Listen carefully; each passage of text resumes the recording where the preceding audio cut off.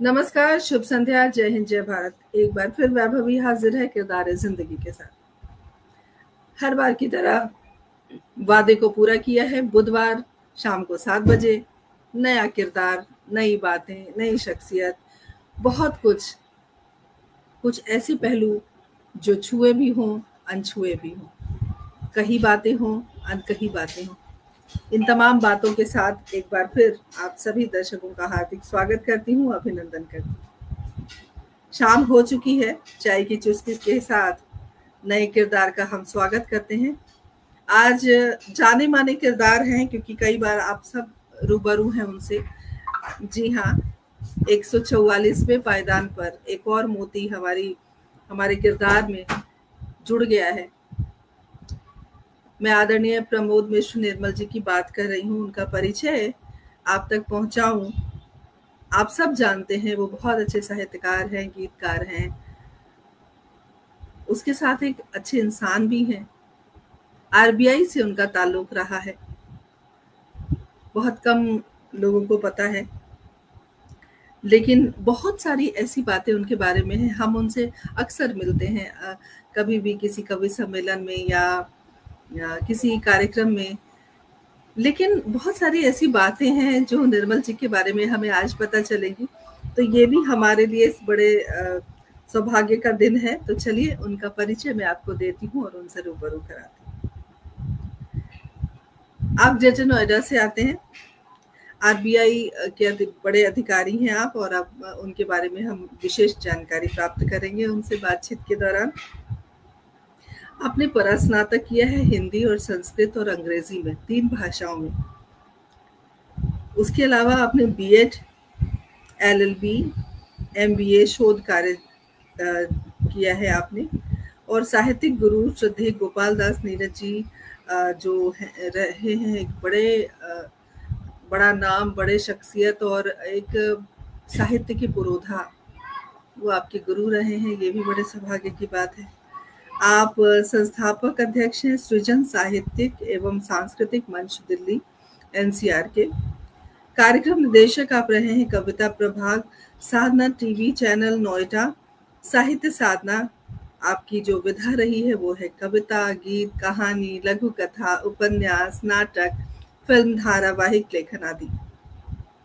विशेष बात अगर आपके बारे में हम जानने की कोशिश करें परिचय के माध्यम से, तो फिल्मों में गीत लेखन, पटकथा लेखन, धारावाहिक उस पार, टेलीफिल्म दायरे, नाटक रोटी, पेंटोमाइन बिच्छू, प्रकाशित काव्य संकलन आपकी हैं निर्मल काव्यांजलि, निर्मल पीर, निर्मल दोहावली, बूढ़ा बरगद।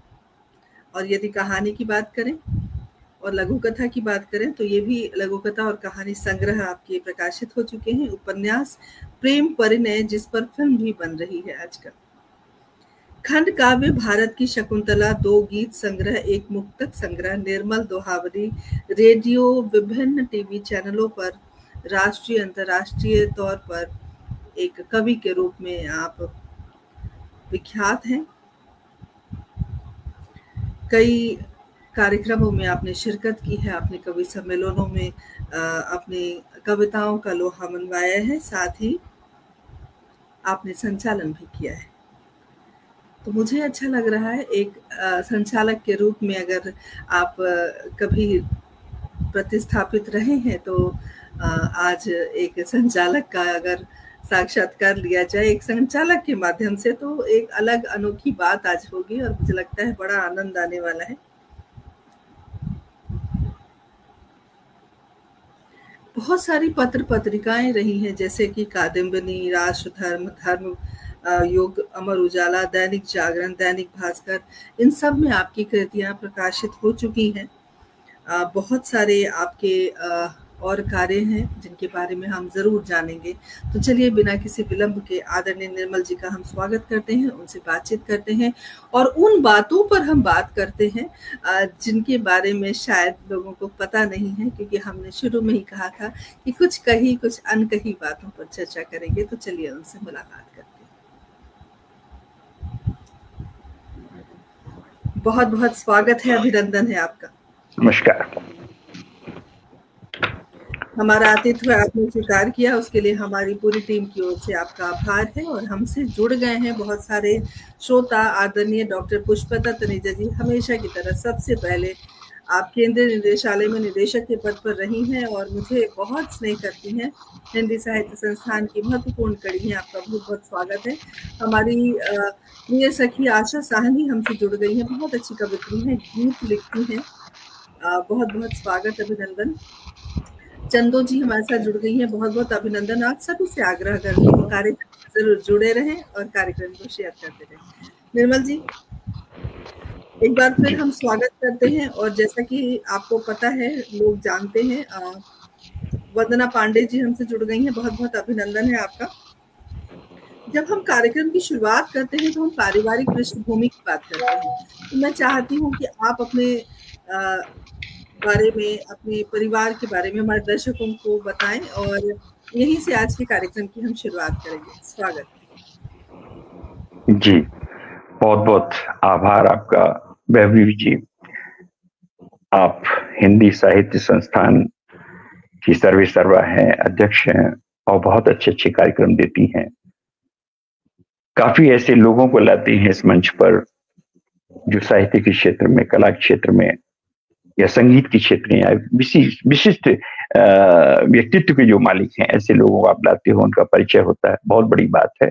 मैं सबसे पहले आपको साधुवाद देता हूं कि आज आपने सुबह फोन करके इस लायक समझा कि मैं आपके पटल पे आऊं, कुछ बात करूं, और उसके लिए तो देता हूं कि आप मुझे बुलाते, साहित्यकार को सभी बुलाते हैं, लेकिन आज आपने व्यक्तिगत जीवन के बारे में एक प्रश्न पूछ करके मेरे ऊपर एक बहुत बड़ा एहसान किया है। मैं आज कुछ ऐसी अनछुई बातें बताऊंगा अपने जीवन के बारे में जो सच में किसी को नहीं मालूम है। मेरे माता पिता ग्रामीण परिवेश में मैं पला बड़ा। मेरे पिताजी तो बहुत पढ़े लिखे थे, विद्वान थे और एक मामूली से डॉक्टर थे, वैद्य विशारद जिसे बोलते हैं। लेकिन वो इतने गुणी थे कि जब डॉक्टर लोग बीमार हुआ करते थे तो उनकी चिकित्सा के लिए वो हमारे पिताजी के पास आते थे। दूसरी बात, मेरी माँ कक्षा 4 पढ़ी, लेकिन वो इतनी ज्यादा प्रशिक्षित थी, इतनी ज्यादा विदुषी महिला थी कि अगर हम कह देते रात में हम लालटेन जला के पढ़ते थे एग्जाम टाइम में, तो वो हमसे कहती बेटा आप सो जाओ, 12 बज गए हैं, तुम ये बताओ तुम्हें किस टाइम उठाना मॉर्निंग में। तो हम कह देते हमें सवेरे आप 4 बजे उठा देना। तो आप सच मानिए, बिना घड़ी देखे मेरी माँ जो कि 12-1 बजे सोती थी और मुझे 4 बजे उठा करके बिठा देती थी। और उन्हीं की कृपा ऐसी हुई कि मैं आज ये कह सकता हूं कि मैं 7 भाई हूं और 7 भाइयों में से सबसे ज्यादा पढ़ा लिखा हूं, सबसे ज्यादा प्रिय रहा उनका, माता पिता का। और जो मैं कर सका, गुन सका, ये डिग्री वगैरह एक अलग चीज है, लेकिन जो कुछ मेरे पास है आज, मैं अपने आप को भाग्यशाली समझता हूं कि वो मेरे पिताश्री ने मेरे और माताश्री ने गाया। एक उदाहरण दे दूं आपको कि मेरी माताश्री का योगदान क्या था, जो कक्षा 4 पास थी, लेकिन उनका योगदान क्या था हमारे इस कवित्व में, हमारी साहित्यिकता में।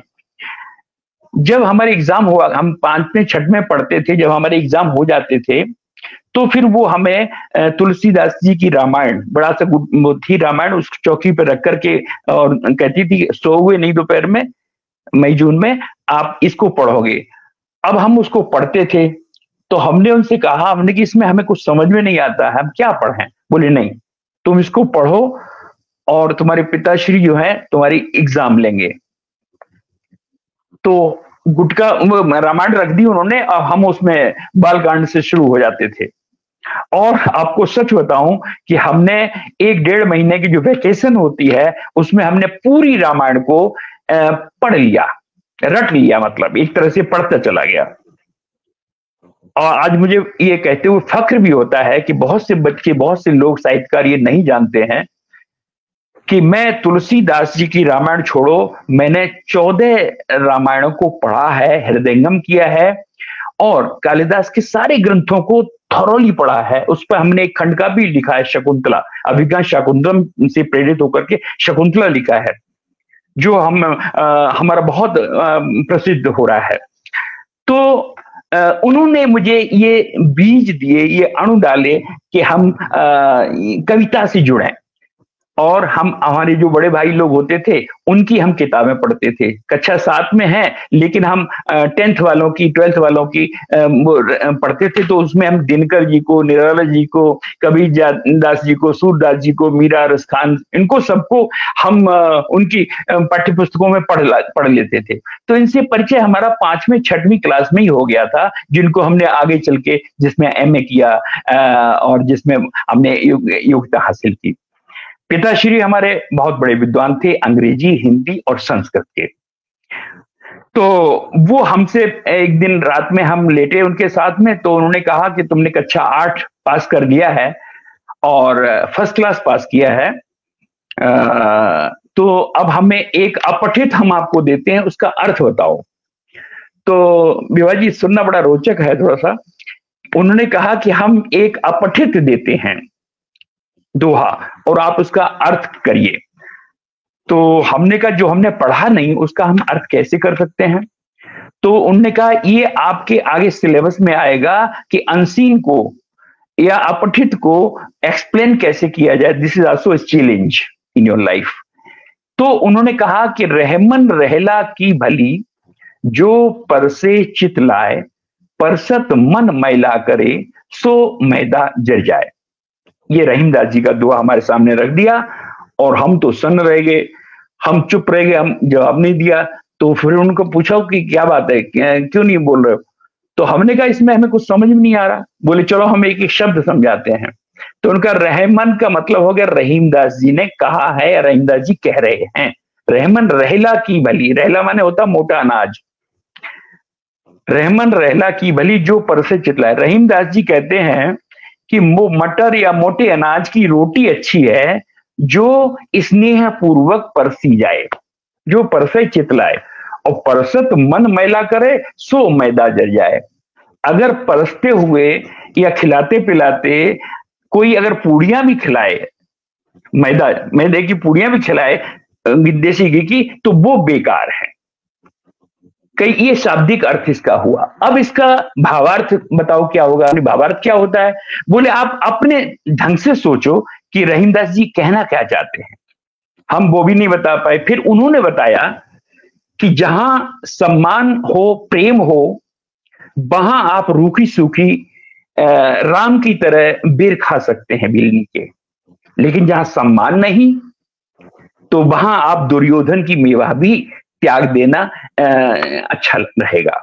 ये एक उन्होंने दार्शनिक, क्योंकि ये दर्शन है, ये एक पॉलिसी है, एक लाइफ की पॉलिसी है कि जीवन कैसे जीना है। उसका एक छोटा सा उदाहरण है कि जहां सम्मान मिले, प्रेम मिले, वहां आप अनौपचारिक रूप से भी चले जाओ, और जहां प्रेम ना मिले वहां मंच पे भी कोई बिठाए तब भी मत जाओ। तो इस तरह से हमारे पिताजी और माताश्री का बहुत बड़ा योगदान रहा हमारे बौद्धिक विकास में। जी बिल्कुल सही कहा आपने। जहाँ सम्मान मिलता है वहीं पे हमें जाना चाहिए। और देखिए, हर व्यक्ति के जीवन में माता पिता का एक बहुत बड़ा योगदान रहता है, बहुत बड़ा सहयोग होता है। शायद वो एक पूंजी होती है जो हमें आगे के रास्ते के लिए एक मार्ग तैयार करती है हमारे लिए। तो ये बड़ी सौभाग्य की बात होती है हर उस बच्चे के लिए जिनके माँ बाप उनके लिए कुछ करते हैं और उनके मन के लिए कुछ करते हैं, मन की चीज़ों के लिए। देखिए, प्रोत्साहन हर तरह के क्षेत्रों में जाने के लिए मिलता है, लेकिन अगर आपको ये कहा जाए कि जो तुम्हें करना है वो तुम करो, तो वो फिर अलग बात हो जाती है और उससे एक प्रेरणा अलग मिलती है। फिर बच्चा और आगे बढ़ता है। और जिस तरह से आप यशस्वी हुए हैं, जाहिर सी बात है माता पिता का बहुत बड़ा आशीर्वाद है आपके पास। और हम ये जानना चाहते हैं, जैसे साहित्य के क्षेत्र में इतना कुछ आपने किया, जब हमने परिचय पढ़ा तो साहित्य में जाने का जो समय रहा है आपके जीवन का, कब आपको लगा कि मुझे कविताएं लिखनी है या मैं कविता की ओर जा रहा हूँ, मेरे मन में इस तरह के विचार आ रहे हैं? तो कौन सा जीवन का पड़ाव था, कौन सा समय था, कौन सी उम्र थी जब आपने कविता की तरफ या साहित्य की तरफ रुझान रखा? बहुत सुंदर सवाल आपका। और बल्कि आप इसको कैसे कह सकते हैं कि साहित्यकार की विकास यात्रा कैसे हुई। निश्चित रूप से मेरा जीवन, प्रारंभिक जीवन बहुत संघर्षमय रहा। मैं 65 रुपए की मैंने नौकरी की, बीए कर लिया, उसके बाद मुझे घर से निकाल दिया। मेरी माताजी ने कहा कि अब हमने ग्रेजुएशन जैसे तैसे करवा दिया आपको, अब आप घर से जाइए और पढ़िए लिखिए और नौकरी लगवाइए जो भी है। क्योंकि हम 7 भाई थे तो सबका रहना और वो सब नहीं चल पाता था, तो हम घर से निकल करके डिस्ट्रिक्ट लेवल पे एक टाउन था, वहां हमारे कोई रिलेटिव थे, वो बैंक में थे, तो उनके पास आ गया और मैंने ट्यूशन शुरू कर दिए। अच्छे अच्छे ट्यूशन पढ़ाता था चैलेंज के साथ। और उसके बाद जो है जीवन को बहुत करीब से जीता चला गया। एक बार ऐसा हुआ कि मैं सवेरे 6 बजे से ट्यूशन पढ़ाता था रात के 10 बजे तक, तो और खाना वाना उनके रिश्तेदार के यहाँ खाता था। एक बार ऐसा हुआ कि हमने सोचा रात में लेट हो गए तो आज हम अपने रिश्तेदार के यहाँ नहीं रुकेंगे और कहीं रुकेंगे।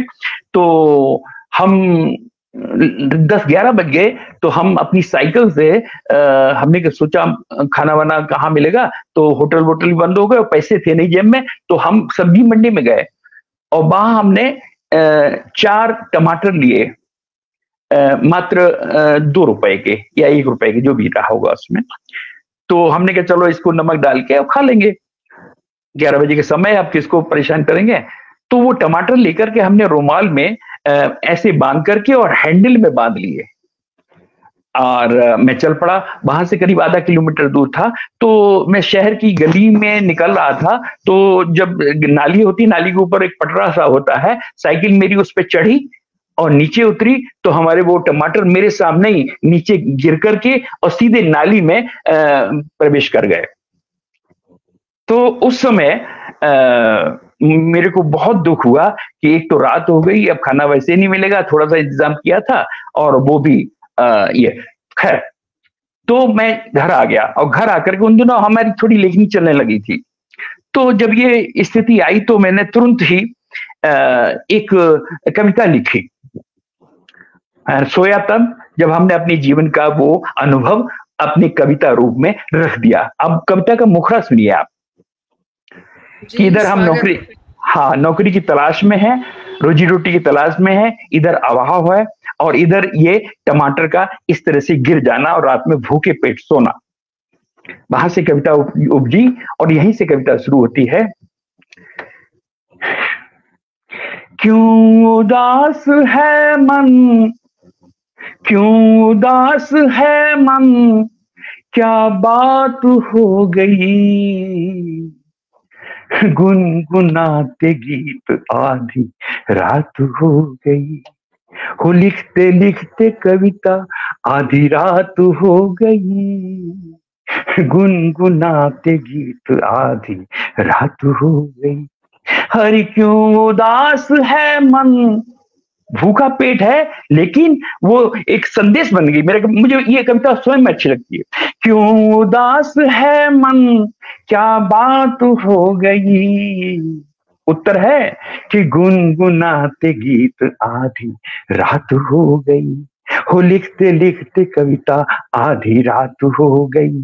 उस समय जो हमारे जहन में, दिमाग में आया कि आखिर चल क्या रहा है, पैसा इतना बड़ी बड़ी चीज हो गई है। देखें एक पंक्ति और देख लें, मुझे लगता है कि यहाँ सुनाना चाहिए यहाँ पे कि अर्थ का ही अर्थ और अर्थ में ही अर्थ है। यहाँ 2 अर्थ हैं। एक तो कविता में कविता लोग कर रहे हैं, इधर सुनी कविता किसी की, पढ़ी और उसको कॉपी पेस्ट करके लिख देते हैं, एक तो वो कविता साहित्यिक क्षेत्र। और दूसरा अर्थ का मतलब धन। अब दोनों रूप हम समझें कि अर्थ का ही अर्थ और अर्थ में ही अर्थ है, नीर क्षीर पृथक करने का विवेक व्यर्थ है।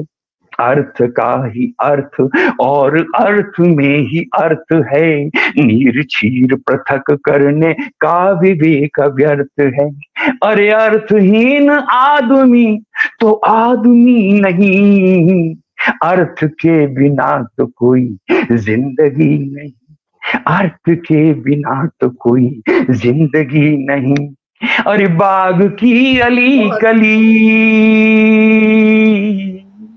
कल्पना में बागों की कलियां फूल होते हैं कि बाग की अली कली उदास हो गई, गुनगुनाते गीत आधी रात हो गई, वो लिखते लिखते कविता आधी रात हो गई।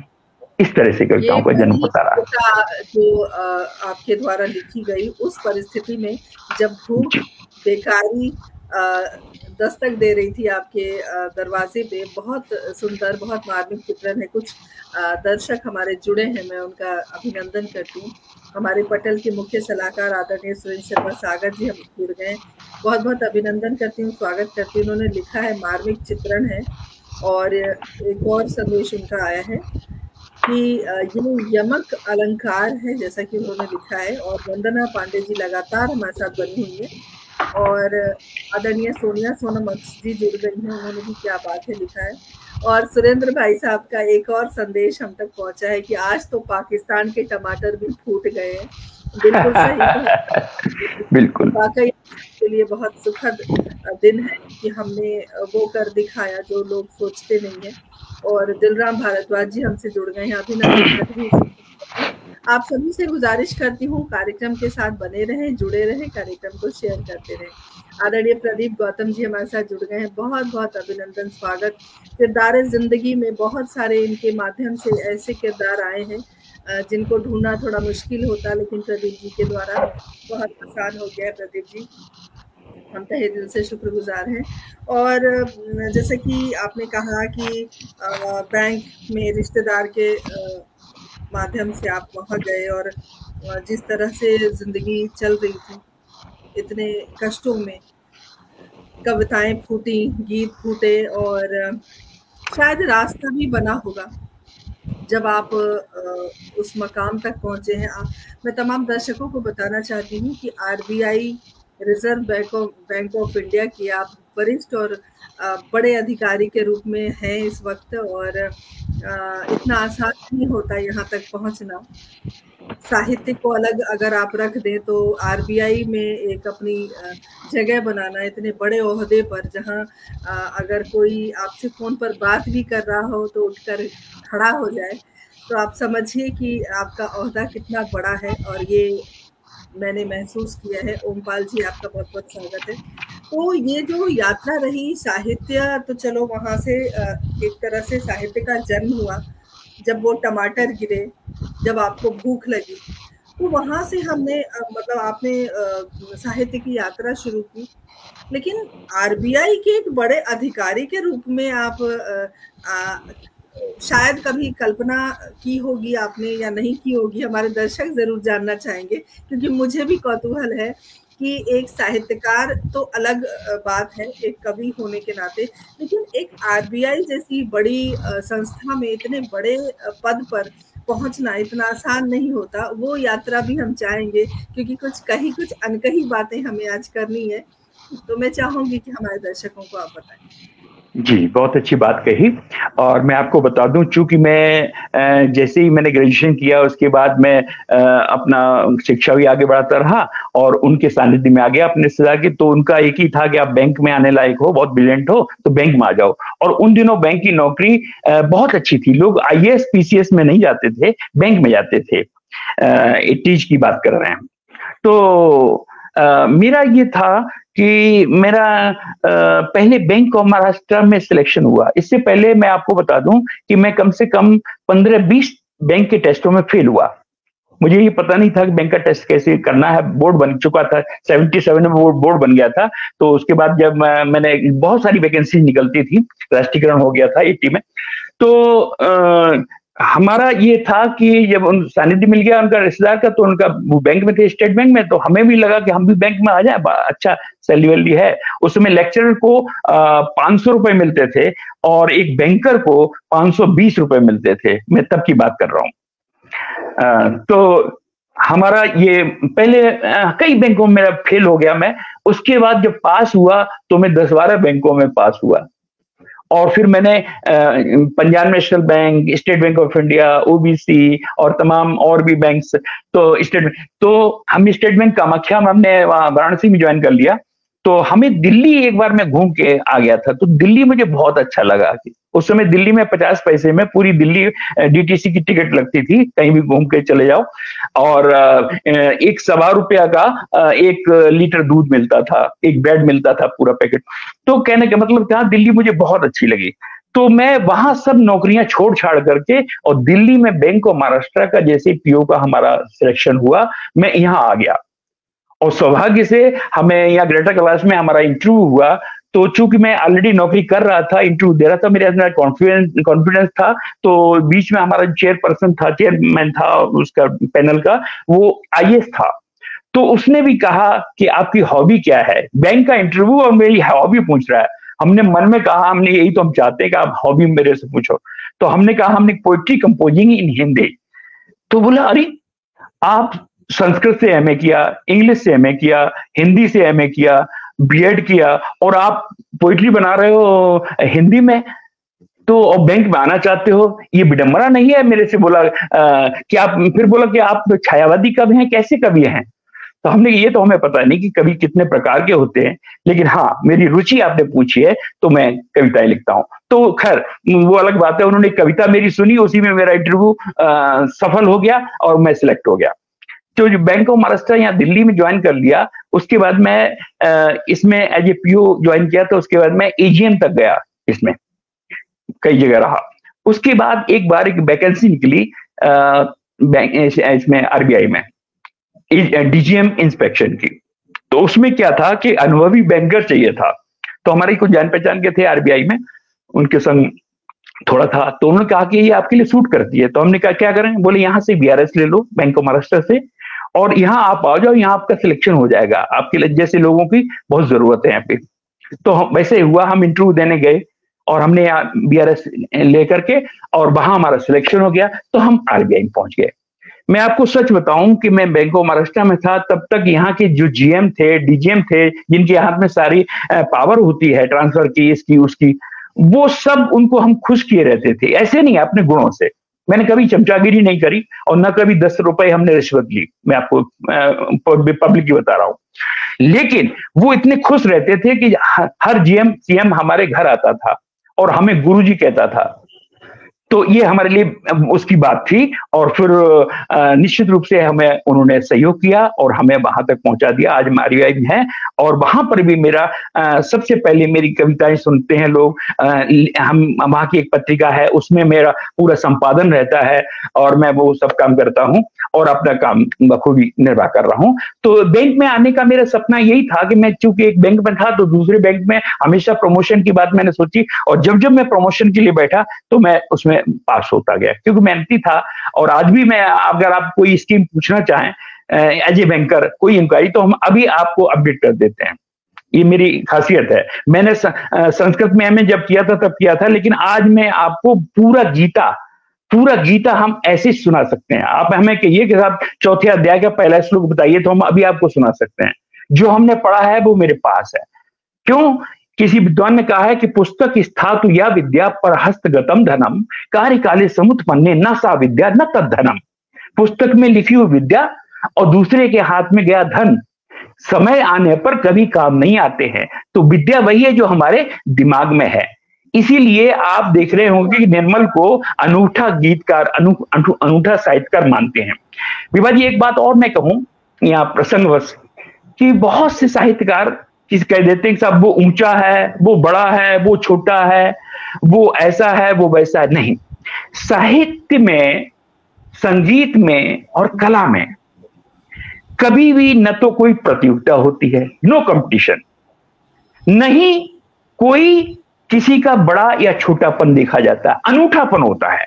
मैं मानता हूं कि अगर एक कवि प्रेम पर सब लिखते हैं और अगर एक छोटा सा कवि प्रेम पर कुछ अनूठा ले जाए तो उसकी तरफ लोग मुड़ जाते हैं। तो अनूठापन तो होता है लेकिन बड़ा छोटापन नहीं होता है। तो ऐसे ही कला में, ऐसे साहित्य में आप तो बहुत से कलाकारों को भी लाती हैं अपने मंच पे, उनकी बातें सुनती हैं। तो मेरा सब ये कहना है कि हर कवि की अपनी महत्ता है, अपनी वो है, इसलिए उसको कभी भी ऐसे नहीं लेना चाहिए। तो ये चीज आपने निर्मल जी, और बहुत अच्छा लगा है आपसे बातचीत करके। और डीजीएम के पद पर हैं आप अभी, जहां तक जी, मैं डीजीएम इंस्पेक्शन हूँ, मैं बैंकों का ऑडिट करता हूँ, गवर्नमेंट बैंक का ऑडिट करता हूँ। मुझे 10 से 5 की ड्यूटी नहीं जाना पड़ता, महीने में 1 या 2 बार मुझे आरबीआई रिपोर्टिंग के लिए जाना पड़ता है बस। बाकी साहित्य सेवा चल रही है और घर की सेवा। साहित्य की सेवा बहुत अच्छे से आप कर पा रहे हैं। हमारे साथ पटल की संयोजिका आदरणीय सुदर्शन शर्मा सुधी जी जुड़ गई हैं, अभिनंदन करती हूँ। हमारे साथ डॉक्टर रामकृष्ण साहू सजल जी जुड़ गए हैं, वंदना पांडे जी लगातार बनी हुई हैं, डॉक्टर पुष्पलता तनेजा जी लगातार बनी हुई हैं। बहुत अच्छा लग रहा है, आप सबकी उपस्थिति ने इस कार्यक्रम को और भी रोचक बना दिया है। और सुरेंद्र शर्मा सागर जी ने लिखा है कि आप डूबकर काव्य पाठ करते हैं, क्योंकि हम सब ने देखा है कि आप बड़े तल्लीन होते हैं और आप ये नहीं देखते कि सामने वाला क्या देख रहा है, क्या सोच रहा है। बस आप अपनी रचना और अपनी जो कहते हैं ना हुनर को दूसरों तक पहुंचाने का एक काम करते हैं, वो बहुत प्यार से करते हैं, तो ऐसा लोगों के मन में बातें आती हैं। बहुत अच्छी बात आपने कही। और जिस तरह से संघर्ष, देखिए जो चमकता हुआ सितारा होता है उसकी चमक हमें दिखाई देती है, लेकिन उस चमक के पीछे जो संघर्ष होता है, उस संघर्ष से हम रूबरू तब होते हैं जब हम उनसे बातचीत करते हैं, जब हम किसी खास मकसद से उनसे मिलते हैं, तभी हम जान पाते हैं। आरबीआई तक पहुंचने का जो रास्ता था वो आपने बताया, जिंदगी के उतार चढ़ाव आपने बताए, लेकिन आप अपने बचपन के बारे में भी हमें बताएं। आप बचपन में किस तरह से थे? क्योंकि जिस तरह से प्रबोध मिश्र निर्मल गीत गाते हैं, इतने खो जाते हैं, इतने प्यार से, इतने तल्लीनता से गाते हैं, तो हमें ऐसा महसूस होता है कि वाकई आपका बचपन भी बहुत ही रोचक रहा होगा, बहुत ज्यादा आप रहे होंगे उस तरह से नटखट गोपाल। तो आप क्या थे वो हमारे दर्शक को आप जरूर बताएं। बिल्कुल बिल्कुल। जब मैं छोटा सा था, 6वीं या 7वीं में पढ़ता था, तो मेरे पिताश्री मुझे उन कार्यक्रमों में ले जाते थे जहां पर कुछ ऐसे सांस्कृतिक कार्यक्रम होते थे। जैसे उन दिनों जो लड़कियों की शादी होती, लड़कों की शादी होती थी, तो बारात 2 दिन रुकती थी। तो जब एक दिन के आई बारात, दूसरे दिन रुकती थी, तो घर पक्ष और बारात पक्ष के दोनों के लोग इकट्ठे होकर के शाम को एक न्योटाटी संस्कार होता था, जिसको हम आज की भाषा में एक कॉन्फ्रेंस कह लेते हैं, साहित्यिक आयोजन होता था। तो उसमें जो बौद्धिक कौशल वाले लोग होते थे वो अपनी कविताएं कहते थे, गीत कहते थे या और कुछ प्रस्तुत करते थे, दूसरे पक्ष वाले करते थे। तो मेरे पिताश्री ने अपनी एक कविता लिख करके मुझे दी, और एक राधा दीदी थी हमारी बुआ जी की लड़की, उनकी शादी थी, तो उनमें वो नोटाटी हो रही थी, उनमें हमें ले गए अच्छे कपड़े पहन बना करके, और वहां पर गुलाब जब छिड़का जा रहा था और हम वहां बैठ के, एक महफिल जमी थी, दोनों वर पक्ष और कन्या पक्ष दोनों तरफ। तो उन्होंने मेरे को वो कविता पहले से रटवा रखी थी, तो क्या ऐसे प्रस्तुत करना, ये कहना, वो कहना। तो हमने वहां जाकर के, मेरा नंबर आया तो उन्होंने कहा छोटा सा बच्चा है, ये अपनी बहन के लिए कविता लाया है तो पढ़ना चाहेगा। तो हमने वो कविता पढ़ दी। अब जब कविता पढ़ दी, वो पहली कविता ही दर्दिली थी। उसके बाद उस कविता को हमने परिमार्जित किया। तो मैं अब 2 पंक्तियां आपको सुना भी देता हूं कि एक बहन की शादी है, तो माँ की चिट्ठी माँ के नाम, यानी जो लड़की की माँ है वो लड़के की माँ के, बर के दामाद की माँ के लिए समधन को पत्र लिख रही है। जैसे कभी यशोदा ने कहा था, संदेशो देवकी सो कहियो, जदब टेब तुम जानती होयो, कहूं मोय कह आवे, तात उठत मोरे लाल लड़ेते, माखन रोटी भावे। ऐसे ही माँ का पत्र माँ के नाम है। आप सुने कि एक माँ लड़की की माँ लड़के की माँ को क्या लिख रही है। ये पहली हमारी कविता हो सकती है। हमने उसको मॉडिफाई किया पिताश्री के भावों की कविता को। यह मेरी पूजा का प्रतिफल, यह मेरे उर तरु की डाली, रखना हिस्से उसी विधि जैसे, मैंने द्रग पलकूं पर पाल। यह मेरी कुटिया की शोभा, चिर संचित बरसों की ममता, और आंगन का एक खिलौना, मेरे जड़ जीवन की मधुता, कि सौंप रही प्रिय आज तुम्हें हूं, अपनी ममता अपनी माया, एक इसमें था कि सुख अभाव से बीगी नहीं, यानी हमारी बिटिया ने कभी दुख देखे ही नहीं। सुख अभाव से बीगी नहीं, यह मेरी भोली थी प्यारी, इसकी छोटी सी अभिलाषा पर मैंने जीवन की गतिवारी, इसके लिए मनौती मांगी। बच्चों के लिए माँ क्या क्या करती है, इसके लिए मनौती मांगी, घृत के आशा दीप जलाए, व्रत रखे पूजा की मैंने, देवी देव मनाए, अब इस पर अधिकार तुम्हारा, अब इस पर अधिकार तुम्हारा, होगा जीवन के सपनों में, यह भी निज अनुराग भरेगी अपने निज नूतन अपनों। अंत में बात कहती माँ कि भूल नहीं इसको पाऊंगी, भूल नहीं इसको पाऊंगी, बस इतनी विनती है मेरी, मेरी राधा मुझे भुला दे, मेरी चिर ममता की प्रेरी, मेरी चिर ममता की प्रेरी। जी बहुत सुंदर, बहुत ही सुंदर चित्रण, बहुत मार्मिक, बहुत दिल को छूने वाली कविता, और वाकई आपकी प्रस्तुति भी दिल को छूने वाली होती है। गुलशन ग्रोवर जी हमारे साथ जुड़े हैं, अभिनंदन करती हूँ। हमारे साथ अनीता बाला त्रिपाठी जी बहुत अच्छी कवित्री हैं, जुड़ गई हैं, बहुत बहुत स्वागत, अभिनंदन करती हूँ। आप सभी का स्वागत है, जुड़े रहिए, बने रहिए हमारे साथ। और सुदर्शन शर्मा सुधी जी लगातार बनी हुई है हमारे साथ, बहुत बहुत अभिनंदन, बहुत स्वागत। निर्मल जी सच में बहुत अच्छा लग रहा है। देखिए उन पहलुओं पर जब हम गौर करते हैं, जब हम वैसे हम आपसे कई बार मिलते हैं और आपकी लेखनी से रूबरू होते हैं, लेकिन जब हम आपके व्यक्तिगत जीवन के बारे में जानते हैं, तब हमें एहसास होता है कि कितना मुश्किल रहा होगा किसी भी व्यक्ति के लिए यहाँ तक पहुँचना। तो आज हमें अच्छा लग रहा है, निर्मल जी के बारे में कुछ विशेष जानकारी हमें मिल रही है। रजनी बालाजी हमारे साथ जुड़ गई हैं, उन्होंने आपको नमस्कार कहा है, बहुत बहुत अभिनंदन, बहुत स्वागत है आप सभी का, हमारे साथ यूं ही बने रहिए। तो निर्मल जी अगर आज की पृष्ठभूमि में या आज के समय में अगर हम साहित्य के बारे में बात करें, तो जिस तरह से साहित्य के क्षेत्र में चीजें चल रही हैं, जहाँ पर ऐसा लगता है कि जगह जगह एक गुट तैयार हो रहा है, इसके बारे में आप क्या कहना चाहिए?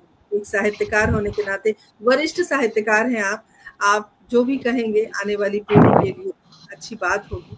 तो क्या कहना चाहेंगे आप इस ओर, और साहित्य को किस नजर से आप देखते हैं, या साहित्य को कहाँ देखना पसंद करेंगे आप? बहुत अच्छा प्रश्न है, और मुझे लगता है बहुत ही लाभकारी भी है। विभा जी, मैं ऐसा मानता हूं कि कविता सत्यम शिवम और सुंदरम होती है। अगर कविता में सत्यता है, सच की धरातल पर है, और शिव तत्व है, इसमें शिव कहते हैं कल्याणकारी, जिस कविता में कंटेंट ऐसा हो जिससे किसी एक का भला हो, तो निश्चित रूप से वो कविता सुंदर हो जाती है, सुंदर तत्व अपने आप आ जाता है। तो हमारे जितने भी कलमकार बंधु हैं, बहुत से हमारे जैसे सागर जी जुड़े हुए हैं, ये तो बहुत पहुंचे हुए हैं, लेकिन और जो कवि हैं वो कभी कभी ये मानते हैं कि कविता को शॉर्टकट जाकर के ऐसे वैसे आकर्षण वो पैदा करके शब्दों के जाल से फंसा करके हम कविता में प्रवीण जी नहीं। कविता इस हिसाब से लिखो आप, इससे आपको एक पैसा नहीं मिलेगा जीवन में। आपको जैसे प्रेम करने से कुछ मिलता नहीं, सब कुछ देना पड़ता है, ऐसी सृजन में मित्रों कुछ मिलता नहीं है। जो सृजक होता है, जो साधक होता है, रचनाकार होता है, जो काव्यकार होता है, कलाकार होता है, संगीतकार होता है, उसको कुछ नहीं मिलता है। उसको क्या मिलता है? आत्मसंतोष, अपने होने का गौरव। निर्मल को आज फक्र है, गौरव है इस बात का कि निर्मल को लोग, मैं बचपन से सोचा करता था, जब मैं कविता के इस पंक्ति में आया, यात्रा में आया, तो मैं सोचा करता लोग मुझे गीतकार के नाम से जाने।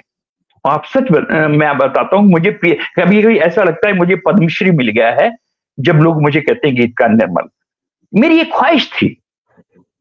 और ये ख्वाहिश क्यों बनी, ये भी एक छोटा सा प्रसंग, रोचक प्रसंग है, मैं बता देता हूं। मैं बीएड कर रहा था, उससे आपको एक और दिशा भी मिलेगी कि कविता कैसे बनती चली गई। मैं बीएड कर रहा था, तो बीएड में टीचिंग होती है, प्रैक्टिकल होता है, तो मैं प्रैक्टिकल कर रहा था। तो हमारे साथ में क्लास ले रही थी एक महिला, वो पीएचडी कर रही थी हिंदी में।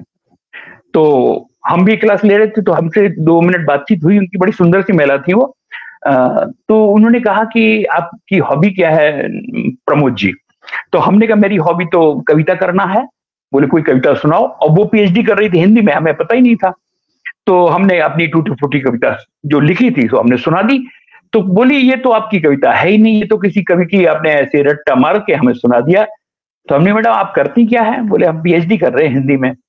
तो हमने, आपने ये कैसे कह दिया कि कविता आपकी? मुझे पता है आपकी अब उम्र नहीं है, अभी आपकी डेप्थ नहीं है, इतने विचारों में वो नहीं है। तो हमने, आपका नाम क्या? बोले, उसने कहा मेरा नाम पूर्णिमा द्विवेदी है। तो हमने कहा मैडम हम आपको 1 मिनट में आपके नाम को लेकर के हम कुछ अगर सृजन कर सकते हैं तो आपको सिद्ध हो जाएगा कि मैं कविता बना लेता हूं, किसी की टिप्पता नहीं हूं। तो हमने कहा आपको हम पूर्णिमा नहीं पूनम कहेंगे साहित्यिक भाषा। बोले चलेगा। तो हमने उनको लिखा 2 मिनट में, आइए मैडम बन गया आपके लिए। सुंदर सी महिला है, उसके लिए मैंने लिखा कि ये पूनम सा चांद न जाने कहां खिलेगा, ये पूनम सा चांद न जाने कहां खिलेगा, इस राधा को श्याम न जाने कहां मिलेगा, इस राधा को श्याम न जाने कहां। वो महिला इतनी प्रभावित हो गई, आजकल वो प्रयागराज में सेंट्रल स्कूल की प्रिंसिपल है वो। तो उन्होंने कहा चलो ये तो नाम आपने पूछ लिया, प्रयोग कर दिया, लेकिन आपने ये कैसे जान लिया कि मैं कृष्ण की भक्त हूं, कृष्ण को बहुत मानती हूं? मुझे पता नहीं, लेकिन आपका व्यक्तित्व देख करके मैंने ये चंद पंक्तियां आ गई, और सिर्फ ये बताने, प्रूव करने के लिए कि मैं एक कविता लिख लेता हूं। फिर उन्होंने अपनी कलम दी और कहा मेरी डायरी में लिख दो। तो मैंने उनकी डायरी में ये पंक्तियां लिख दी। पेन उन्होंने वापस कर दिया। पेन जब वापस कर दिया तो कहा, हमने कि पेन आप ले लो मैडम। बोली नहीं, हो सकता है इस कलम से ही आपकी कोई कविता जन्म ले ले। तो हमने फिर वो कलम लेकर के फिर रात को सोया मैं तब जब मैंने एक कविता लिख दी, और उसका भी आप सुन लीजिए मुखड़ा कि बेहोश अधरों ने छलकता। उस समय मैं नीरज जी के सानिध्य में आ चुका था। बेहोश अधरों ने छलकता, जाम फिर पिया, तेरी कलम ने कागज बदनाम कर दिया। कविता का शीर्षक है तेरी कलम से।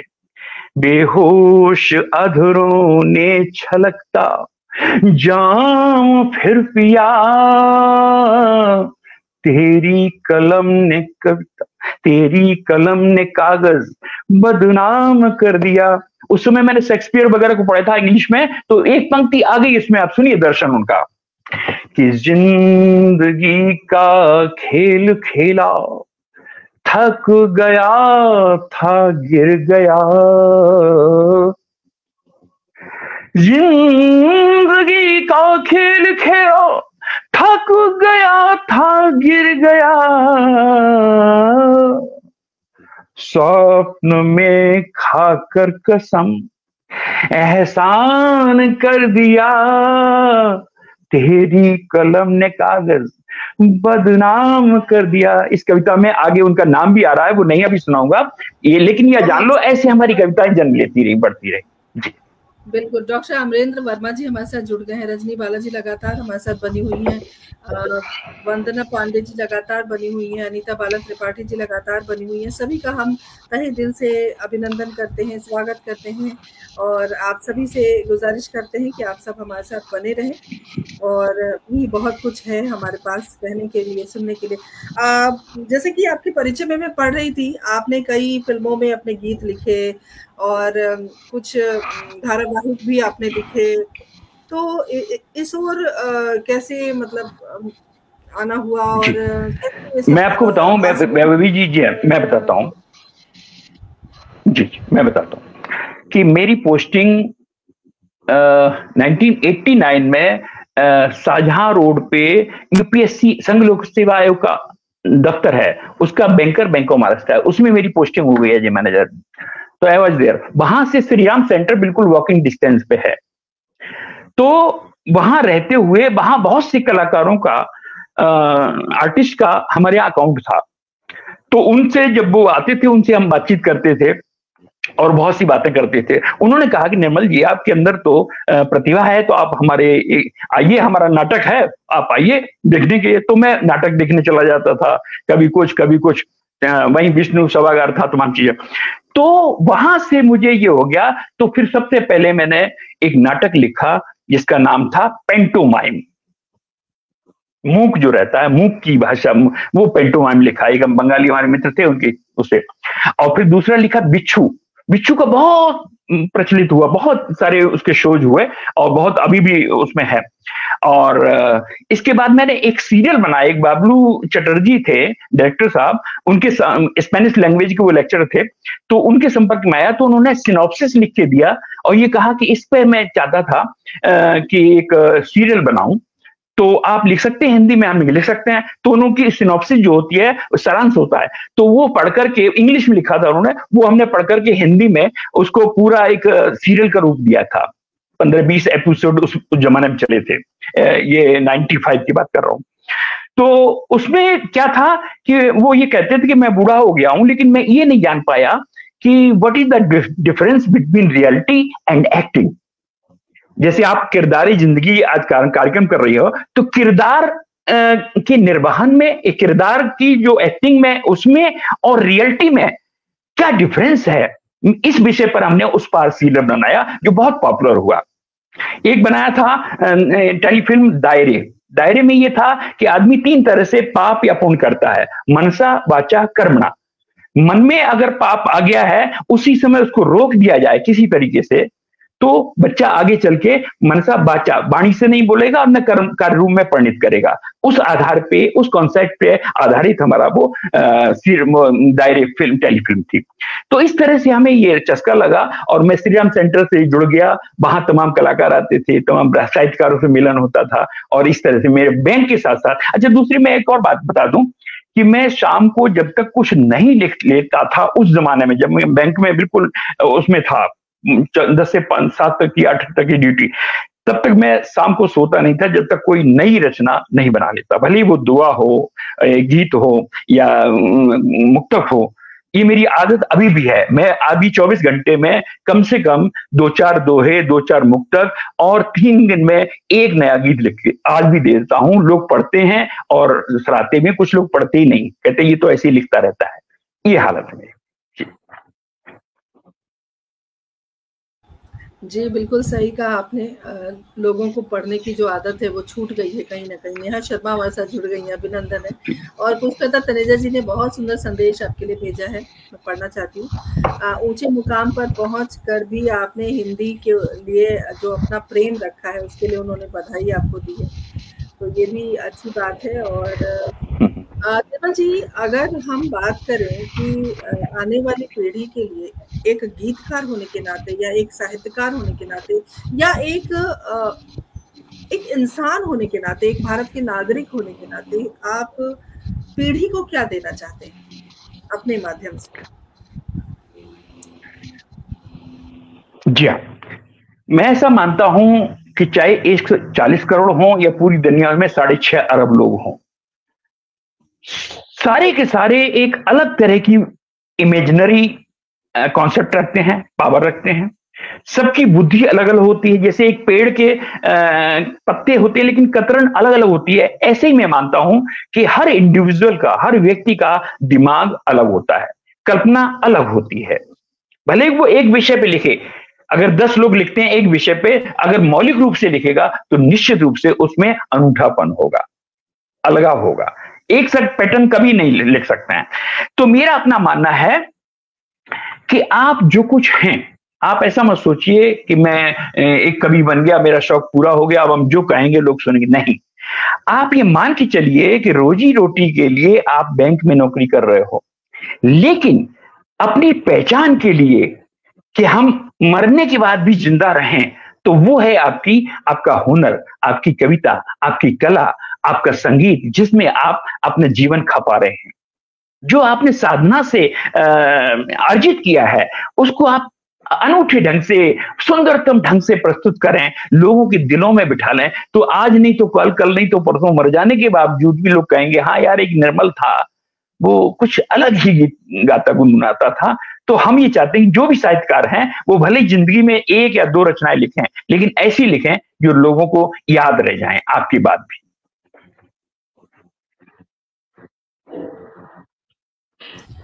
हाँ, बिल्कुल सही बात आपने कही है कि आपकी रचना अगर कालजयी बन जाए तो पीढ़ी दर पीढ़ी उसको लोग याद रखते हैं।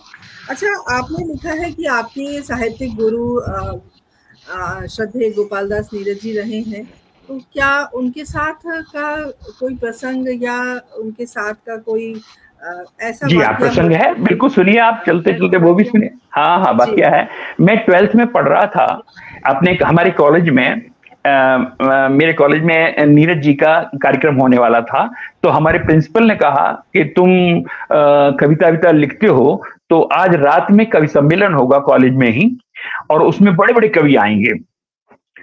तो हम कवियों के बारे में जानते नहीं थे, न ये जानते कवि सम्मेलन होता क्या। खैर वो शाम को सारे कवि पधार गए, 30-32 कवि थे उस कवि सम्मेलन में, और श्रोता भी उस क्षेत्र के सारे लोग आए हुए थे, बुद्धिजीवी भी और बिना पढ़े लिखे किसान भी, मतलब हजारों में भीड़ थी। तो मैं रुक गया, मैंने तमाशा देखा, ये तो बहुत बढ़िया। तो वहां मंच वंच सजा और बीच में ऐसी मसनद रखी गई, उसमें नीरज जी पधारे हुए थे और इधर उधर उनके बड़े बड़े कवि जो थे। तो हमारे प्रिंसिपल ने धीरे से संचालक महोदय से कहा कि हमारा एक विद्यार्थी है और वो भी कविता लिखता है, आप इसको जरा देख लें। तो संचालक महोदय ने बाणी वंदना हो गई उसके तुरंत बाद हमें कि यहीं का विद्यार्थी है, वो कविता में रुचि रखता है। तो जैसे नहीं एक ओपनर के रूप में हमें प्रस्तुत कर दिया गया। अब नीरज जी बैठे हैं, लेकिन ये मुझे पता था कि इनका सम्मान कैसे करना है, कैसे संबोधन करना है। तो मैंने बाकायदा उनका सम्मान करते हुए सबका और अपनी बात कही और हमने गीत सुनाया। चाहे कितनी तपन सहे तन, चाहे कितनी घुटन सहे मन, किंतु दर्द को होठों तक ला पाने का अधिकार नहीं। अब जीने की कोई चाह नहीं, हाँ जीने की कोई चाह नहीं। पूरा गीत मैंने जब सुना दिया तो नीरज जी ऐसे करके बैठते थे, तो उन्होंने मेरी तरफ ऐसे देखते रहे काफी देर तक, और ये देखा कि ये 17 साल का लड़का, 16 साल का, 17 साल का, और ये बात कर रहा है रघुनाथ अवस्थी के व्यक्तित्व जैसी। तो जब कविता पढ़ लिए तो सब उनके पैर छूते थे नीरज जी के, तो हम भी उनके पैर छूने के लिए चले गए। तब उनका 1 मिनट बैठो बैठो बैठो ऐसे। तो कई ये कविता बहुत अच्छी लगी आपको, आपके आप तो ये कविता क्या, ये तो गीत है, बहुत अच्छा लगा। तो अगर आपने लिखा है तब तो आप बहुत बड़े कवि बनोगे, गीतकार बनोगे, ये उन्होंने कहा था, गीतकार बनोगे। और अगर आपने कहीं से मारा है, कहीं से किसी का सुनाया है, तो आप बहुत बड़े, फिर भी बड़े साहित्यकार बनोगे। आप इस पंक्ति में आगे चल जाइए। हमने कहा साहब मैंने टूटा फूटा लिखा है। बोले आपके पिताश्री क्या करते हैं? हमने वो तो है तो वैद्य, लेकिन वो रुचि रखते हैं कवि। तो बोले मैं समझ गया। फिर उन्होंने एक हमें पता दिया, 47 मैरिज रोड अलीगढ़, नीरज। कहीं आपको मैं सूचना दे दूंगा, जब भी इस एरिया में आऊंगा तो हम एक पोस्ट कार्ड लिख देंगे, आप वहां पर अटेंड करिए, आप बहुत बड़े कवि बनोगे। ऐसे ही हुआ कि उनका पोस्ट कार्ड आ जाता था कि मैनपुरी नुमाइश में आ रहे हैं, इटावा नुमाइश में आ रहे हैं, कासगंज में आ रहे हैं, अलीगढ़ में आ रहे हैं। तो हम वहां पहुंच जाते थे टाइम निकाल करके। वहीं से मेरा कविता से गाढ़ा संबंध हो गया, खासतौर से गीतों से, और वहीं से मेरे श्रद्धेय गुरु नीरज जी बन गए। मैं ऐसा मानता हूं कि इस सदी का नहीं, पूरी 1000 वर्षों में अगर किसी ने गीत को जिया है, उसका नाम है गोपाल दास नीरज। ये मेरी अपनी आस्था है।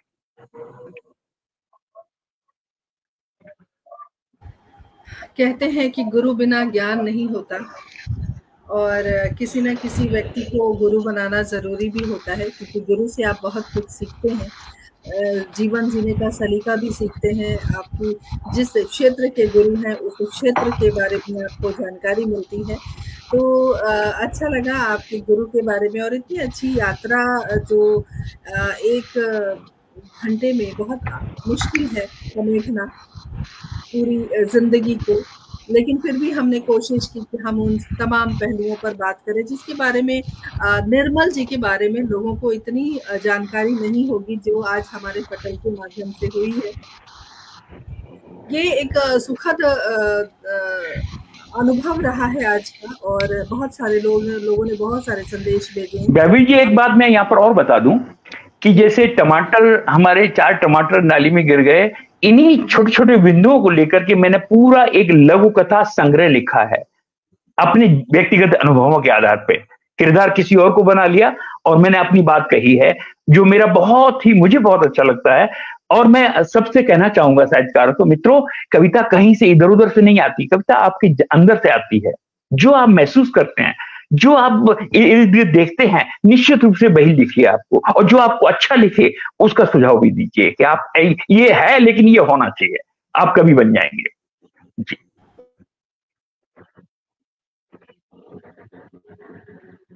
आपका म्यूट है महबी जी। जी, मैं ये कह रही थी कि हम अपने अनुभव के द्वारा ही साहित्य में सृजन कर पाते हैं, क्योंकि हम जो महसूस करते हैं वही हम अपनी लेखनी के माध्यम से प्रकट करते हैं। हमारे साथ आर.एन. सिंह जी जुड़ गए हैं, बहुत बहुत अभिनंदन, स्वागत। अनीता बाला त्रिपाठी लगातार जुड़ी हुई हैं, सभी लगातार बने हुए हैं, सभी का बहुत दिल से हम आभार व्यक्त करते हैं हमसे जुड़ने के लिए। निर्मल जी, चलते चलते आप हमारे दर्शकों को या हमारे पटल को या हमारी आने वाली पीढ़ी को क्या संदेश देना चाहेंगे? बिल्कुल, मैं संदेश भी काव्य में ही दूंगा। और आजकल जो सामयिक भी है कि धर्म के नाम पर पूरा विश्व जो है इस समय लड़ाई कर रहा है, तो मैं अपनी कविता के कुछ अंश सुना करके आज की बात को समाप्त करूंगा, जिसको कि मैं जानता हूं समय का यही सदुपयोग है। आज लड़ाइयां चल रही हैं, क्यों और कैसे। आप ये कविता सुनिए, मैं गा के नहीं ऐसे सुनाता हूं कि धर्म के नाम पर खून बहा जा रहा, कुछ लहू तो बचा लो वतन के लिए। कितना महंगा खरीदा खुला आसमां, बेचते जा रहे बस कफन के लिए। राम ही राम क्या हम परशुराम थे, कर्म कुरुक्षेत्र में चक्रधर श्याम थे। बुद्ध नानक बने तब निर्वाण थे, और भगत जब बने हिंदुस्तान थे। राम ही राम क्या हम परशुराम थे, कर्म कुरुक्षेत्र में चक्रधर श्याम थे। बुद्ध नानक बने तब निर्वाण थे, और भगत जब बने हिंदुस्तान थे। दो पलों की उन्हें जिंदगी मिल सकी, दो पलों की उन्हें जिंदगी मिल सकी, एक जन्म के लिए, एक हवन के लिए। और हम धर्म के नाम पर खूब बहा दे रहे, कुछ लहू तो बचा लो वतन के लिए। और हम हिंदुस्तानी का गौरव देखें क्या था कि काल से पूर्व थे, काल के माप थे, कल्प मनवंतरों के हम ही बाप थे। युग समय नापते एक इतिहास से, और कोई नहीं बस हम ही आप थे। काल से पूर्व थे, काल के माप थे, कल्प मनवंतरों के हम ही बाप थे। युग समय नापते एक इतिहास से, और कोई नहीं बस हम ही आप थे। टूटते टूटते आज क्षण रह गए। इसके बाद क्या बने कि टूटते टूटते आज अणु मर गए।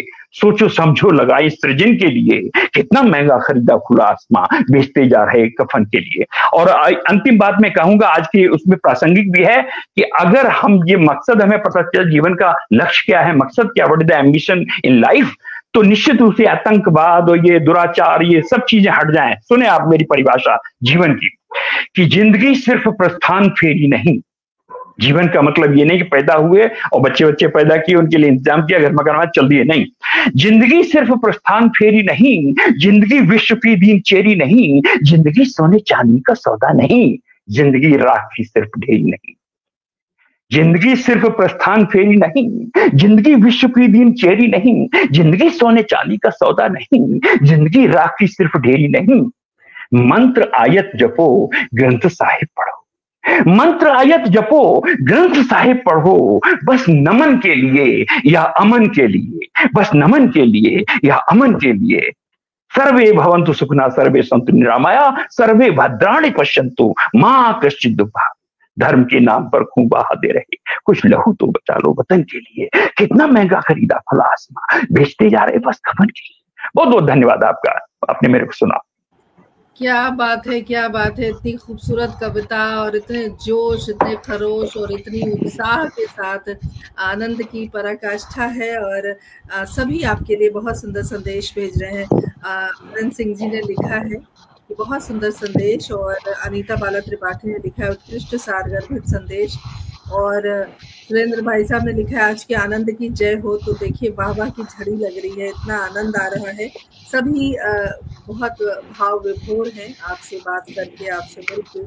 और जैसा कि हमने हमेशा कहा है कि किरदार जिंदगी में एक किरदार होता है जिसके जीवन के उन संघर्षों को, उन पलों को हम बांटने की कोशिश करते हैं। और आज इस कोशिश में आदरणीय प्रसिद्ध गीतकार प्रमोद मिश्र निर्मल जी से बातचीत हुई, उनके जीवन के कुछ अनछुए पलों को हमने साझा किया आज के कार्यक्रम में। निर्मल जी, हम तहे दिल से शुक्रिया अदा करते हैं, आप हमसे जुड़े और आपने इतनी सारी बातें की। और उम्मीद करती हूँ आपको भी हमसे जुड़कर बहुत अच्छा लगा होगा। आपका बहुत आभार, अभिनंदन। मैं चंद पंक्तियों से आपको विदा करना चाहूंगा कि शब्द सरगम हुए हुए ना हुए, शब्द सरगम हुए हुए न हुए, दर्द कुछ कम हुए हुए न हुए। शब्द सरगम हुए हुए न हुए, दर्द कुछ कम हुए न हुए। आज हैं करीब आ जाओ, कल तलक हम हुए न हुए, कल तलक हम हुए न हुए, कल तलक हम हुए। बहुत बहुत धन्यवाद आपके श्रोताओं का, आपके संस्थान का बहुत बहुत धन्यवाद, बड़ा आभार। बहुत आभार, और तमाम दर्शकों का विशेष आभार व्यक्त करती हूँ। आप सबकी उपस्थिति के कारण हमारे कार्यक्रम में हमेशा 4 चांद लगते आए हैं, आज 8 चांद लग गए। और इसी तरह हमारे साथ जुड़े रहे, बने रहिए। और फिर नई शख्सियत के साथ बुधवार को आऊंगी, तब तक के लिए आज्ञा दीजिए। प्रमोद जी, पुनः आपका अभिनंदन, और हम फिर अगले हफ्ते मिलेंगे। तब तक के लिए नमस्कार, जय भारत, शुभ रात्रि। जय हिंद, जय भारत, नमस्कार।